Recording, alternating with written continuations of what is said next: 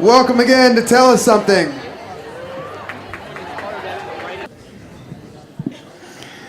Ben Weiss moved to Missoula in 2002 with the intention of staying a year or two and figuring out what it was that he wanted to accomplish with his life. In the time since, he has fallen in love, enjoyed multiple careers, completed a master's program, and bought a house. While he might not know exactly what he wants to do with his life, he is pretty sure it includes music, radio, making it better for bicyclists, and the river. His timeline for staying in Missoula is open-ended. Please welcome Ben Weiss.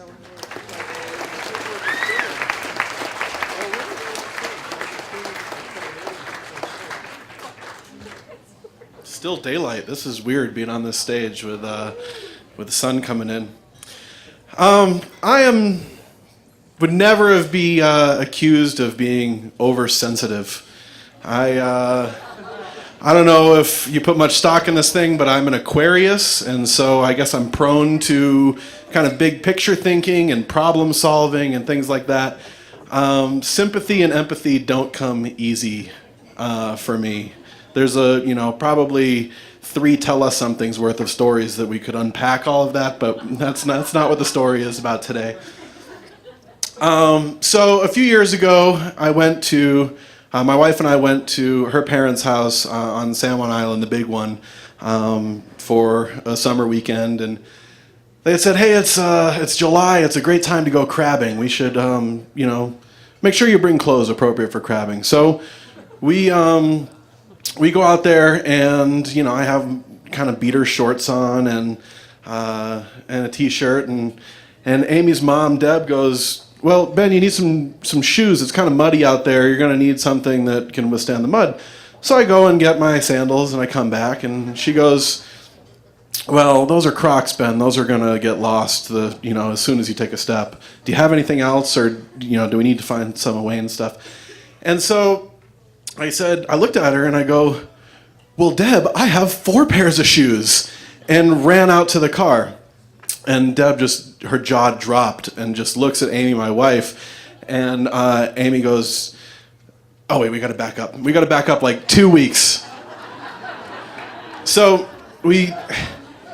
2 weeks before this, it was Amy's birthday, and we had a party at a friend's house, and it started with a barbecue, and her birthday is July 12th. It's like one of the best birthdays of the year. Because the weather's awesome here all the time. And so we had a barbecue, and we're playing outside and hanging out and drinking, heavily. And all of a sudden we think, "Hey, let's play some croquet, this is a good idea. Let's play some croquet. It's dark, but whatever." And then it was less dark and less dark and less dark. We realized that the sun was coming up as we were playing croquet on our birthday. And as I'm bent over to whack the ball, I noticed something in the grass, and I pick it up, and it's a full month of birth control pills. And so after some careful asking whose birth control pills are these, we found out that they didn't belong to anyone. We were trying to think who could have been at this party that they could have belonged to, and nothing. We had nothing. And so someone says, "Ben, I guess they're yours." And it being like 4:45 in the morning, I said, "All right," and took 2 weeks of birth control pills.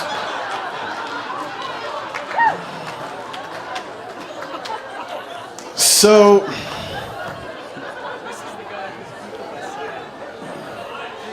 I chased him down with beer. It was really easy.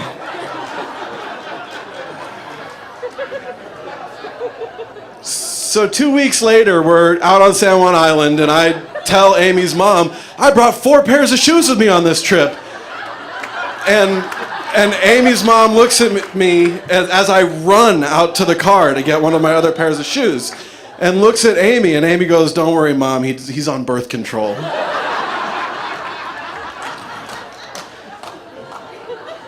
And I don't know, I didn't think that I'm not trying to make a stereotypical boys are like this, girls are like this type of joke. I really thought that all of these shoes could be handy over the course of the weekend. I had a pair of sneakers for wearing casually. I had my Crocs for comfort and what I thought would be used for crabbing. I had a pair of boots for helping around the house and doing some yard work. They have horses out there and stuff, so, boots always come in handy.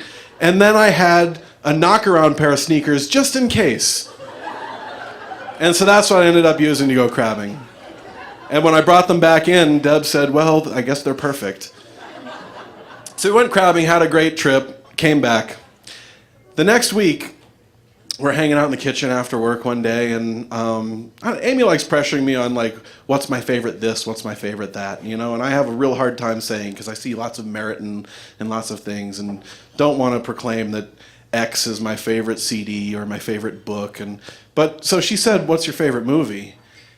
And I don't know where this came from, what happened, but I blurted out, it's Cinema Paradiso!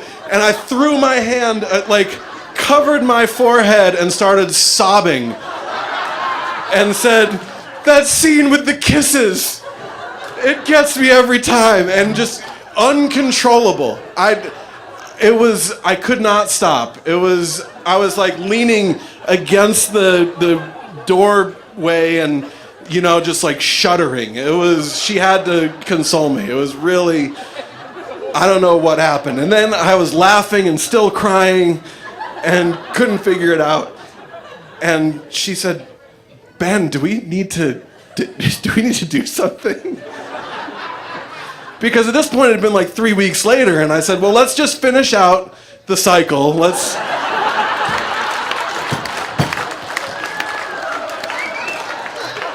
see what happens. If I'm still acting funny in a month, then maybe we can go and tell the doctor what I did. I'll confess and then maybe see if we need to balance this out. So I haven't been grabbed by any uncontrollable fits of sobbing, or at least inexplicable fits of sobbing since then. But I do think that, I don't know, and I also can't say that I had some flash of empathy or that now all of a sudden I know what it feels like. I don't. I don't. But what I have learned is that there are many ways that you can see situations, and I try actively to be conscious of that now in all my dealings, whether it's on a board or at work or even with friends. I try and listen, I try and hear, and I recognize that practicing sympathy, practicing empathy is a daily and lifelong task, and one that is worth pursuing, if only so that it doesn't all come out at once, thinking about Cinema Paradiso. I don't know if I'm going to ingest a whole bunch of estrogen again in the future, but I like to think that I don't need to now, that now I can just sort of continue to be who I am while practicing, hearing what other people have to say and thinking about things from their perspective and trying to always be prepared and bring as many shoes as possible when going wherever I go. So thank you very much.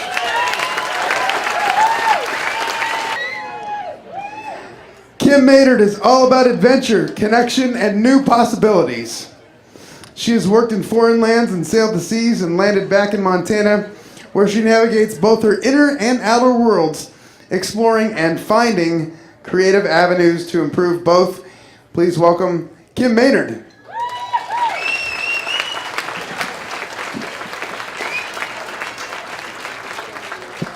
That's as low as it goes. Okay. Yeah. Okay, so Peter, Joe, and I were walking down what we thought was just a long, lonesome road. And it was getting awfully hot and the sun was rising. And I was thinking pretty hard about what food might be ahead if we could just get to some town. When all of a sudden we heard this sound of a car coming up behind us, and we said, wow, Joe said, it's a ride. And we three of us started running up to it. And all of a sudden, this two-toned, beat-up old Toyota Corolla pulls up and stops right ahead of us. And as we're running up, these two guys, kind of scruffy looking with T-shirt and jeans and stuff, bust out of both sides of it. And one of them levels a gun at us. And whoa, we stopped right there like they told us to. What's going on here? And I'm thinking, really? Is this a holdup? I mean, it's not like we have a whole lot to steal, but you know, if they wanted my bedroll and had a few bucks, I mean, they could have it. I was pretty sure Peter was going to give them whatever he had, and Joe, well, I didn't know Joe all that well, but you know, I figured he'd probably ante up as well. And then I'm looking around going, it's not like there's a whole lot of places to run either. On one side was the California desert, and you could see those little heat waves beginning to rise out there. And on the other side is this fence. About 2 miles back, we had just hopped that fence because we were trying to get away from the railroad yard and all the cops that might be hanging out there and looking at for us. So we weren't going back in there. So what do? We sat down and we gave them our IDs and we answered their questions like, hey, did you see that huge no trespassing sign at the beginning of the road? Or the one that says, railroad employees only past this point? And we're going, of course not. You know, we didn't start at the beginning of the road. But so there we were sitting there waiting. And so you see, Peter and I had started hopping freight trains back in Santa Fe, New Mexico. That was just a few days ago. And we were, the first night we were out, we nearly froze our butts off until we ran into Joe. Joe was this young hobo kind of guy, and he showed us the ropes and things like bring a huge piece of cardboard and you can jam it into the axle underneath the semi-tractor trailers that are riding on their cars, you know, keeps the wind off of you. You can jam a spike into the railroad spike into the cargo doors and the box cars, and that keeps it from slamming shut. And never get on or off a train unless it's stopped, because that's a big no-no. Stuff like that. And so there we were, the three of us, and we started working our way west and hopping trains, and it was a pretty good deal. And this last train, now that was the top. So we had jumped on it, and then every time it stopped, we'd jump off and kind of run up a few cars and kept doing that until finally we got to the engines.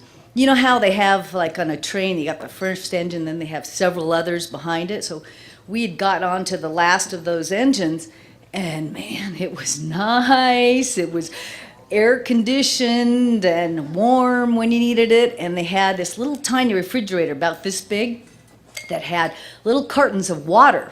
I was like, whoa, we made it. This is awesome. And then at one stop, an engineer got on. And we thought, oh shit, we're busted there. But nope, he said, let me tell you some stories. He started telling us hobo stories and train stories and various things. Pretty cool. And he also told us that as we're heading towards Barstow, California, you got to watch out. That's the hottest yard in the nation. Hottest yard meaning a lot of railroad cops. So when we pulled into Barstow, he gets off one side, three of us get off the other side. We hightail it over the tracks, and they finally see this fence, pop over the fence to the road that's on the other side. All right, we made it. This is pretty cool. And that's where we were when we were walking down the road, and these scruffs come up and stop us. So there we are. We're sitting there 45 minutes later, and these two guys kind of wandered back to us, dropped the gun by then, and said, hey, you know, you guys really should not be trespassing here. This is railroad property. And we said, yeah, we know, you know, kind of apologized all over ourselves. And they said, well, you know, you really shouldn't be hopping freight trains. Yeah, we know. And then we're all sitting there, all five of us standing around going, okay, kind of obviously all five of us thinking the same thing at the same time. What's next? Well, we could go walk all the way back to the yard, which was probably 3 miles back that direction, Well, that would just put us in the middle of the yard where they didn't want us in the first place. We could keep walking up ahead, well, then obviously we'd be trespassing still, and we sure weren't going over that fence. So we jumped in the back of their two-tone beat-up Toyota Corolla, and they took us into town. Pretty nice deal. And then with the bearded guy, as we're getting out, he says, and you know, we don't want you back here in Barstow Yard ever again. And from this day on, I've never been back there.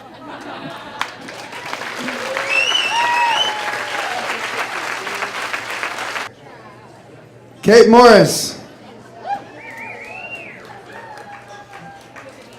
Kate Morris is an artist and a playwright whose most recent play, Church, received a dramatic reading at this year's Montana Rep Colony, and it was awesome. I can't wait to see it being produced. We are sad to see her go, as she will soon be heading to Chicago to pursue her PhD in writing. Please welcome Kate Morris.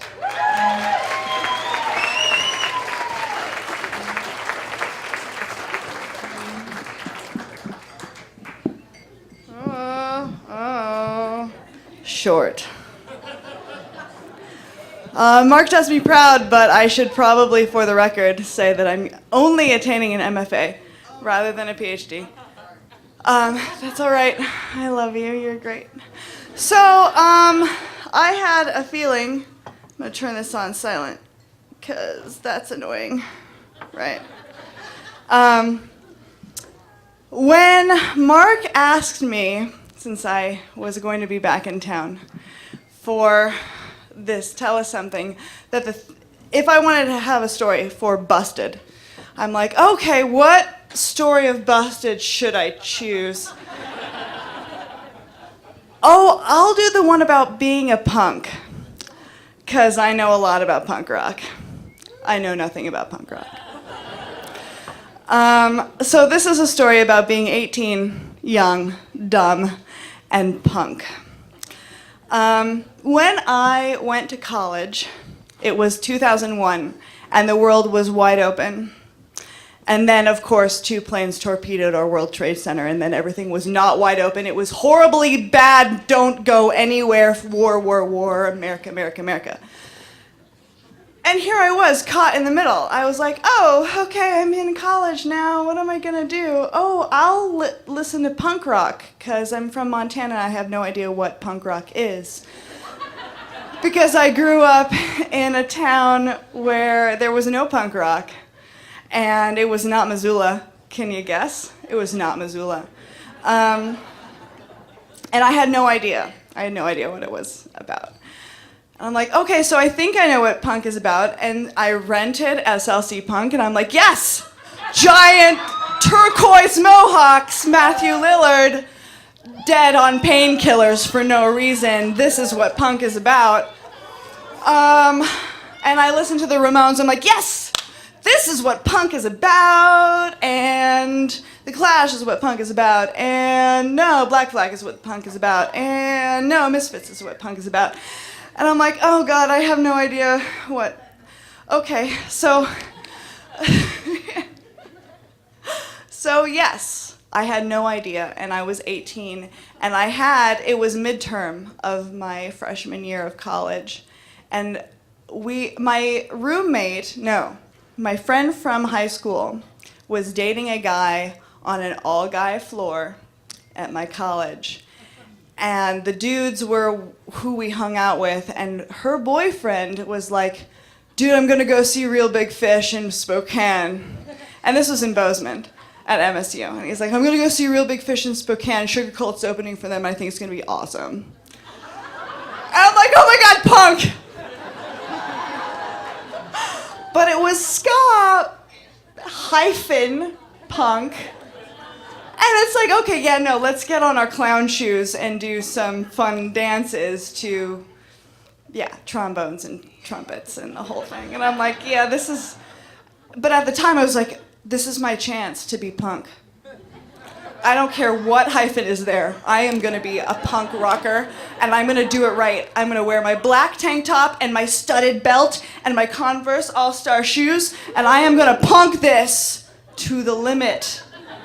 even though I have a Film in America final the next day. I'm gonna study on my way there, and I'm gonna study on my way back in the middle of the night because it's punk. And I can do this because I'm a fucking punk.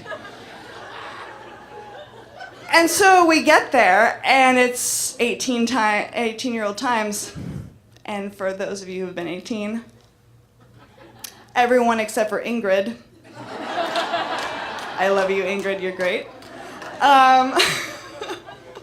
We all know what that is. It's like, oh God, here we go, road trip, here we go, Bozeman, Spokane, yeah, okay. And we get to Whitworth College and we smoke a bunch of weed, and I'm just like, this is what punk is about. And I'm like, oh, a bottle of wine and a 6-pack of Mike's Hard Lemonade? I'm gonna smuggle this in on my person because that is what punk is about. And the bottle of wine goes here, and I got 2 bottles like here in my legs, and I shuffle in. I'm like, yeah, I'm a punk. And he's just like, okay, you're fine, kid, whatever, bouncer guy. And we get in there, and we get into the bathroom, and we drink all of the alcohol because punk. And we get really drunk, and we're up there in the balcony because, you know, cheap seats, which is not punk. But then some dude comes up, he's like, floor tickets, and we're like, punk, yeah, okay. And we get down onto the floor, and it's like, oh my God, this is amazing. How are we gonna do this? And we have a great time with the opener, which is kind of a horrible band. If you've listened to them now, they're not very good at all. But at the time, it was like, yeah, okay, mosh pit, punk. Oh God, I'm gonna fall over. And when the band gets done, I'm just like, yes, and I'm so drunk. Just the most 18-year-old drunk you can even imagine. Bad news drunk. And I'm like, I want the band to sign me with Sharpie markers. Punk rock. And I go out there and I forget my stolen, scammed floor ticket at the changeover for a ska punk band. And I'm just like so into it, and I get signed and everything, and I'm like, oh God, here I am back outside in the lobby, covered in crappy pseudo-punk signatures, drunk and 18 in Spokane.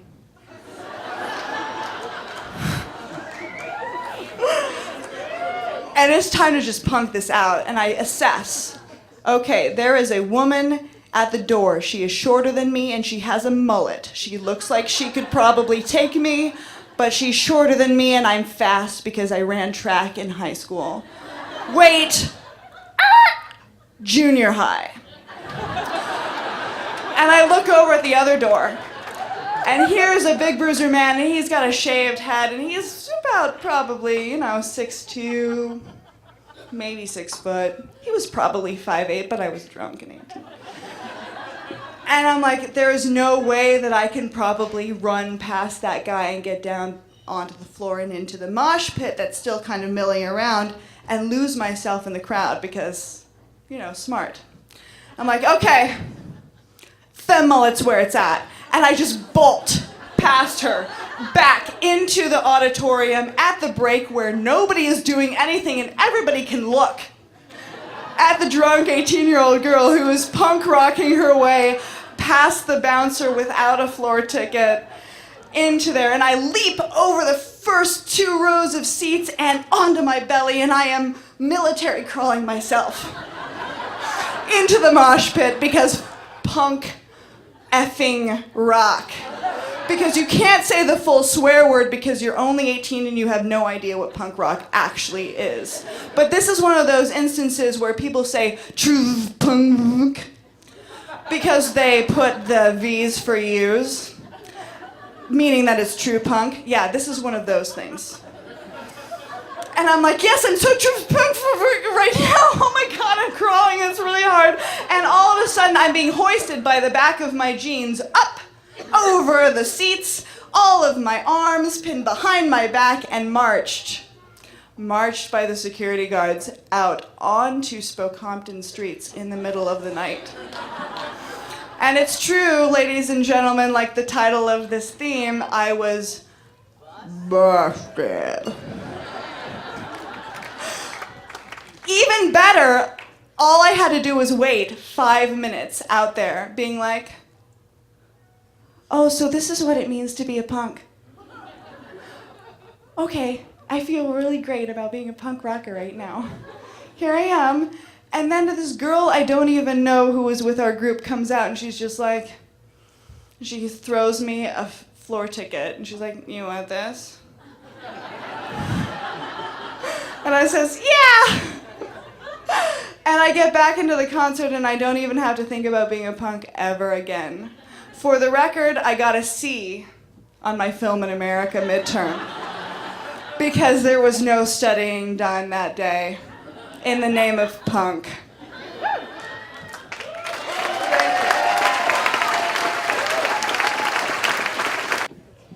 Nita Maddox is a Missoula native and shifter of paradigms. She is a yoga instructor and community organizer responsible for such awesomeness as Bellatrix and most recently, the Bear As You Dare bike ride here in Missoula on Sunday. Please welcome Nita Maddox.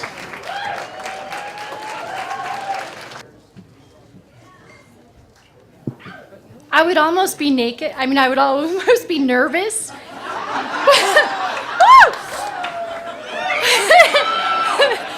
But I'm picturing you all naked, and it's relatively easy because I've seen some of you before. At this moment, actually, in talking about that, I'm feeling very demisexual because as people lay out their stories, the interconnections are just overwhelming me. And Missoula, I freaking love you people. You are. So my story kind of shapes around the theme of when you create a rigid structure for your children, you could maybe accidentally radicalize them. So when I was 14 years old, I grew up in Whitefish, Montana. And one side of the family was fourth generation from there, and the other side of the family is Blackfeet Indian, and they've been there since the land's been there. And my uncle was the mayor, my mom was the principal at the high school and the deacon at the Presbyterian church. My dad was the city judge. I knew everyone in that town. And my family had created a beautiful veneer of, and they meant it on some levels. They were very civically oriented, but there was this veneer of we were the best people. We were pure and good and golden. And my dad was not that. My dad was a drunk who beat the crap out of us on a regular basis.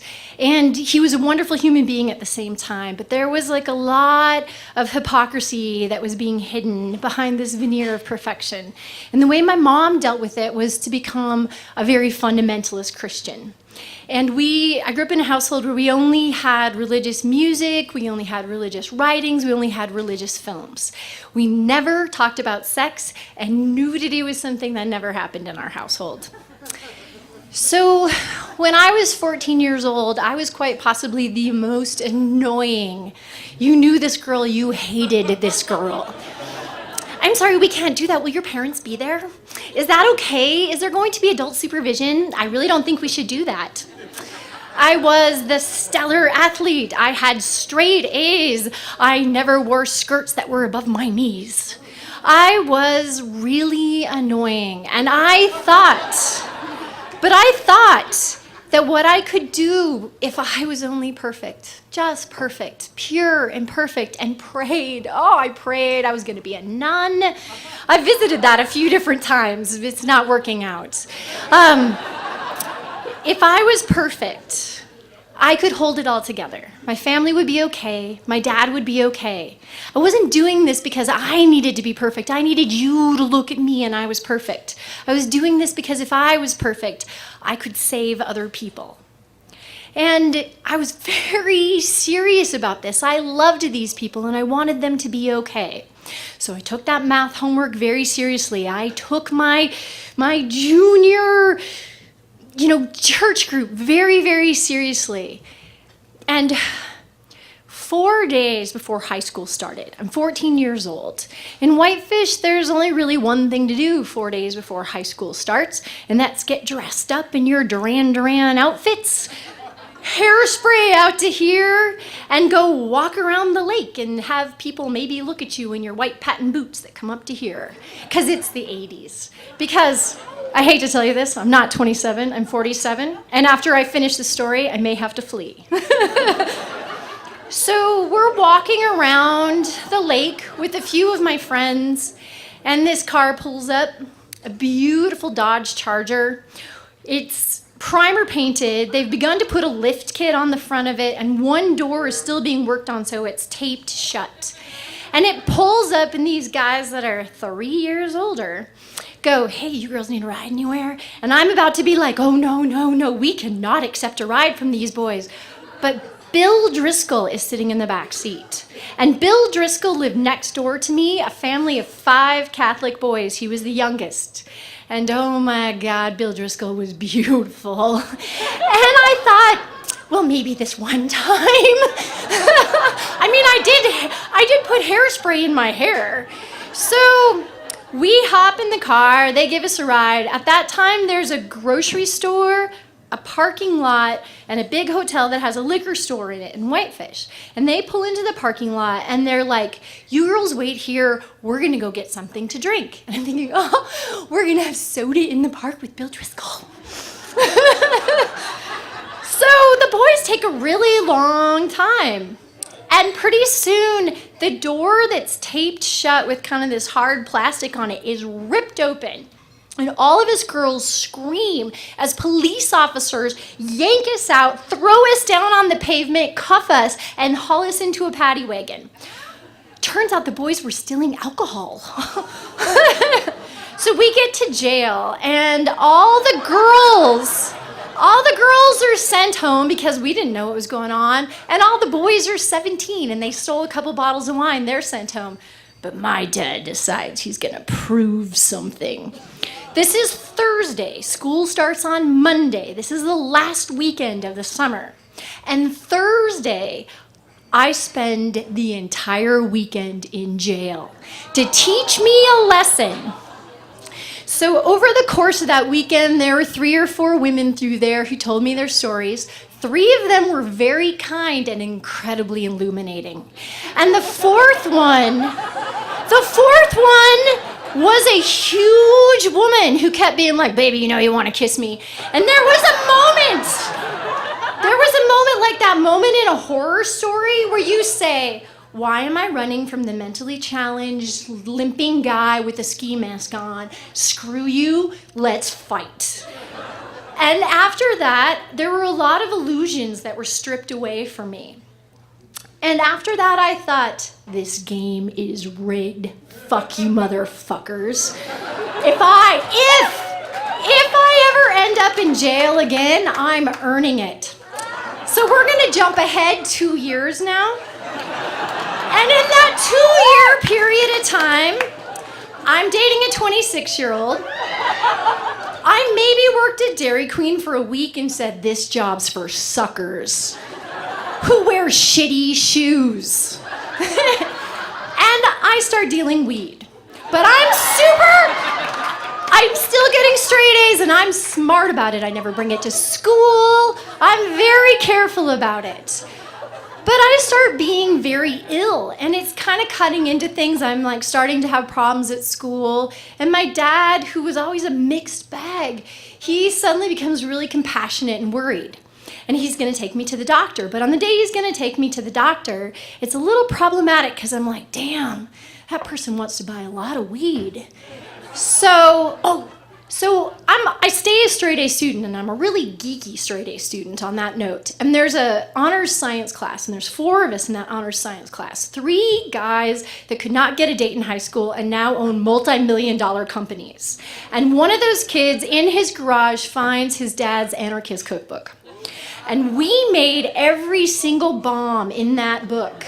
But there was one bomb we could never get to work, and this kid and I locked down on this like ego battle, like, that bomb won't work. Oh, yes, it will. Oh, no, that bomb will not work. So my dad takes me to the doctor one day. I decide it's the one day I can bring weed to school because I'm not going to be opening and closing my locker. I'm just going to leave it in the locker, go to the doctor's appointment, come back, it's all going to be okay.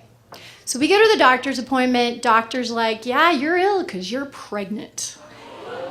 And Dad loses it, pulls the flask out in the doctor's office. And Dad has this unique technique. It's called the finger point, but it's a reinforced finger point, and when he's pissed off, there's no word that's monosyllabic. It's like you becomes 3 syllables long. So by the time we get back to the high school, Dad's drunk, I'm red-eyed, bruised, and the parking lot is full of cop cars. And we go in and we walk past the hallway, and I look down the hallway, and there's my favorite jacket, portions of my history book, and weed all over the hallway. We go into my mom, the high school principal's office, and my mom explains how I'm being arrested for dealing drugs, and my dad explains to my mom how I'm pregnant.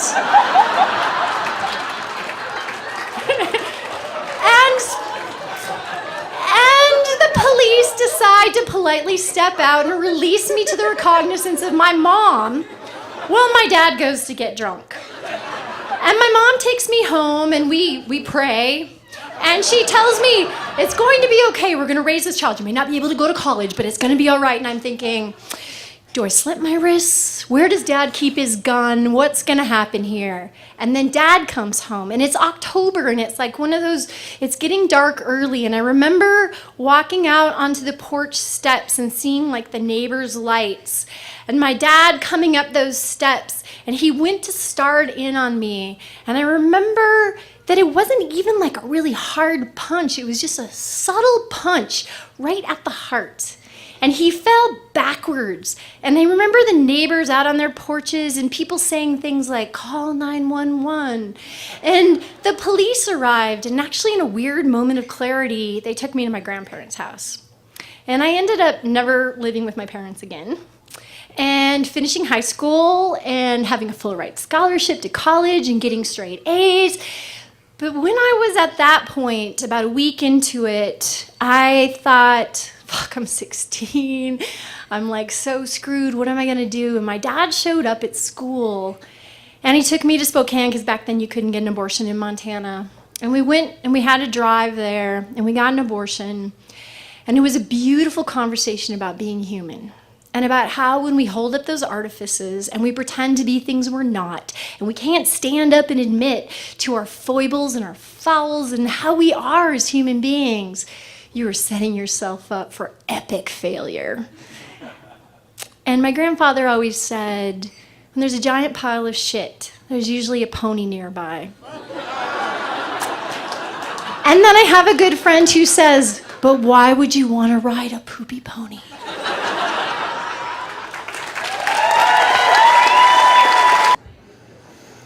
Courtney Blakeley Shields is 38 and a half weeks pregnant with her first child. She and her husband Kurt are going to attempt a new world record of less than 2 minutes of childbirth. Okay, so cheer them on in the next week or so. If they can't get into the Guinness Book of World Records on that way, they are going to attempt to beat the record for making and eating the largest Frito pie. Realistic goals. I like this lady. Courtney started her life in South Carolina and spent time in Saudi Arabia, then Santa Fe, New Mexico.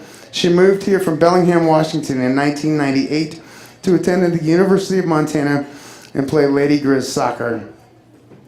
She and Kurt are employed as public servants, which has opened their eyes to what happens behind the scenes in this lovely town. She's also hoping her water doesn't break while telling you something. Please welcome Courtney Blakeley Shields.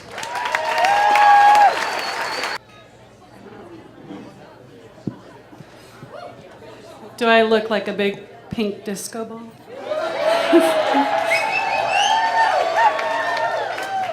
I obviously don't have problems drawing attention to myself. So it was a Friday night, and I was working swing shift, which is 4:30 p.m. to 2:30 in the morning. And it was a pretty slow night, and I had some friends that said, "Come take your 11 o'clock break with us." And they were sitting at the Sunrise Saloon, and I thought, sure, 2 birds with 1 stone. I'm a city police officer for this fine city. And I walked into the bar, and people are kind of like, "What's going on? What's wrong here?" And I kind of say, "Hey, I'm just stopping in to say hi," and it kind of looks like I'm doing a bar check. And I joined my three friends at a table, and all 3 of them are probation and parole officers. We kind of congregate together. So I'm there with my friends, and I'm just kind of watching the scene, and people are dancing, the band's playing some pretty good country songs, and I get a male comes to the table and says, "Asked me to dance." And I said, "Oh, no, thank you. I'm flattered." And mind you, I'm in full uniform, my dress blues, looking shiny and serving the public, and I thought maybe I'm just, really sparkly tonight or something. And I said no politely. 2 minutes later, there's a different guy comes to the table, asks me to dance. And at this point, I'm thinking, this is kind of weird, but it's nice. And again, I don't mind the attention. And I said no politely. Third male, I said no politely. And then I'm just talking to my friends, and they just think this is the funniest thing. And at this point, Kurt and I are dating. We're not engaged, because I know if we were engaged, I would have flashed my ring and said, no, not available. So I couldn't use that, unfortunately. And the 4th male comes up. His name is Julian. He really wanted me to know who he was. Asked me to dance. And at this point, I just feel like I just really need to be a bitch about it, because people aren't getting the message. And then I think maybe there's some sort of scavenger hunt going on, and I'm missing it. So anyway, Julian is relentless, and he's telling me what a great dancer he is. And one of the probation parole officers sitting there, his name's Jay, used to be a dance instructor, and we've danced together, and we've jitterbugged and 2-stepped, and he's an awesome dancer. So Julian's relentless, and I'm saying, I know you're not as good as Jay. I know you're not, because he's pretty drunk, and he's not getting the message, he's not leaving. And he was like, "Oh yeah, I am. I said, "Well, then go dance with that girl. Show me how good you are. I'll give you your score when you come back." So he dances with this lovely girl, comes back, and I was like, barely a 6, I tell Julian. And he's a little sad, but no big deal. But he's still really hounding our table and me, and I love to jitterbug. It's probably one of my favorite things to do. So now at this point, my temptations and the draw of the jitterbug, it's just too much for me. I can't handle it. So finally I said, "Jay, let's just go show him how it's done." So we go out there, and obviously some things are kind of getting in the way. I've got my gun and my taser and a full belt, and it doesn't stop me though. It doesn't stop me. And we're spinning around, and Jay's a professional, and he can literally spin me about 8 times in a row like a ballerina, and then we just keep moving on. And it was a good dance. And I went back to the table. Some people were clapping and like, "Yay, good cop. We like the good cops." And I was like, and Julian's like, "Yeah, you're right." And he left, and he didn't bother us anymore. And then my cell phone's vibrating in my pocket, and it's my sergeant. So I was like, "Ooh, I gotta answer this." I run, scurry out of the bar. It's my sergeant. I said, "Hey, Sarge, what's up?" And he's like, "We just got a report of a female officer dancing at the Sunrise." And everybody's been in this moment like, do I lie or do I say, do I tell the truth? And being a police officer with integrity, I said, "Yeah, that's me. I guess I'm leaving." And I said, if we need to talk about this later, Sarge, please, let me know. So I leave. I think within the next half an hour, I had to go arrest someone, take them to jail. I'm in the jail. A female detention officer is like, "Was that you dancing?" And I was like, "Yeah, yep." And the deal is, everybody listens to the same radio transmissions, and so everyone heard it, but what I didn't know I didn't know it was on the radio. So I was like, yeah, that was me. How did you know about that? Well, it was too busy a night, so I go back to the report room probably a couple hours later, and I'm typing, and one of my buddies comes in, he's like, "Dancing Queen." And I was like, I really was not getting how everybody knew. I was oblivious, obviously. And my sarge came in to the report room, and he walks up, and he doesn't say anything, and just does this. So I'm looking at him, and he's still doing this, so then I do this. And he literally slaps me on the hand and says, obviously don't ever do that again, and make sure you can hear your radio, your earpiece. And I was like, oh, this is terrible, this is not good. And what I didn't know is the person who called 911 got so close that she could see my name on my name tag, C. Blakeley, so I couldn't deny that for sure. But anyway, she calls 911. The dispatcher tries to get me on the radio, and I don't answer. She tries like 3 times, and my corporal stepped in and said, "She's on break, what do you need?" And she puts the whole call that there's a female officer dancing in uniform at the Sunrise Saloon. It's very unprofessional, and da-da-da-da. And unfortunately, officers aren't always listening to their radio. A different sergeant didn't quite hear it and said 10-9, which means repeat.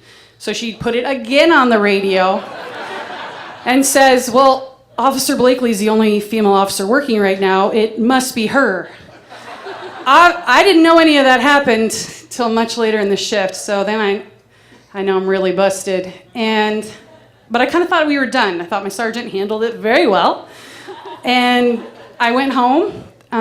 2 days later, I got a call from my lieutenant who said, "You need to come into shift 2 hours early." And then I'm thinking, okay, yeah, maybe a level 1 disciplinary action. Okay, that's probably deserved. Is the assistant chief of police here? No? The mayor? No? Good. So I get called into the assistant chief's office with my lieutenant. The chief is actually in Mexico at the time, gets wind of this, takes time out of his vacation to write a nice little letter that the assistant chief presents, and he says, "You're getting a level 3 disciplinary action, which is 2 days suspension without pay, and you need to go." And I thought I was being punked. And I said, "Are you kidding me?"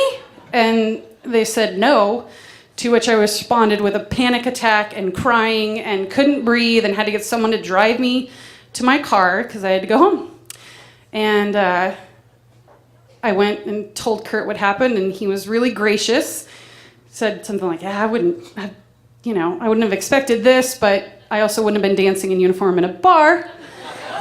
And so what ended up happening is the next day, since I was suspended, I did what any other good Missoulian would do on a nice warm Saturday, September afternoon.